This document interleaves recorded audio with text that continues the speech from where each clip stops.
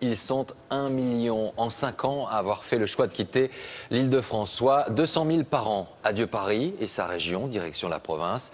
Alors, qu'est-ce qui les motive? Le prix de l'immobilier, la pollution, le métro boulot dodo, le besoin d'air, d'espace, bref, bien souvent, une nouvelle qualité de vie.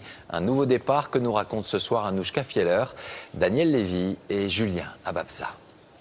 J'aime plus Paris. Paris ville lumière ou Paris ville galère. Bouchons, transport en commun bondé, appartements hors de prix.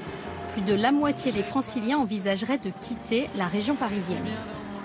Le temps, le stress, l'atmosphère, enfin je sais pas, je me sens pas ici chez moi. C'est beaucoup trop fatigant. On est obligé de faire de la compétition pour vivre à Paris. On se retrouve rapidement avec un 40 mètres carrés pour 1 200 €. Donc non, c'est pas envisageable de vivre toute sa vie dans un 40 mètres carrés. La famille Piard, elle, étouffait dans 60 mètres carrés pour 4. Bah tiens, Elena. Alors, ils ont sauté le pas. Là, c'est l'île de ma sœur, là, c'est mon lit. Cet été, ils ont quitté Clamart, en région parisienne, pour Bellem, dans l'Orne. Pour 600 € par mois, moins que le loyer de leur ancien appartement, ils habitent maintenant une grande maison de 150 mètres carrés. Là, c'est le jardin. Un jardin. Tu préfères Paris ou Bellem? Bellem, Pourquoi? parce que c'est la campagne. Allez bien, on va chercher Victor. À Clamart, la petite Elena n'avait pas de place en crèche. Dans l'Orne, on l'a tout de suite accueillie. Dans une crèche avec un potager, à 2 pas de la forêt. Une des premières raisons pour lesquelles on a voulu partir à la campagne, c'était effectivement de pouvoir emmener les enfants et qu'ils en profitent évidemment au maximum, qu'ils sortent du milieu urbain et qu'ils puissent mettre les mains dans la terre, qu'on puisse aller se balader dans les bois.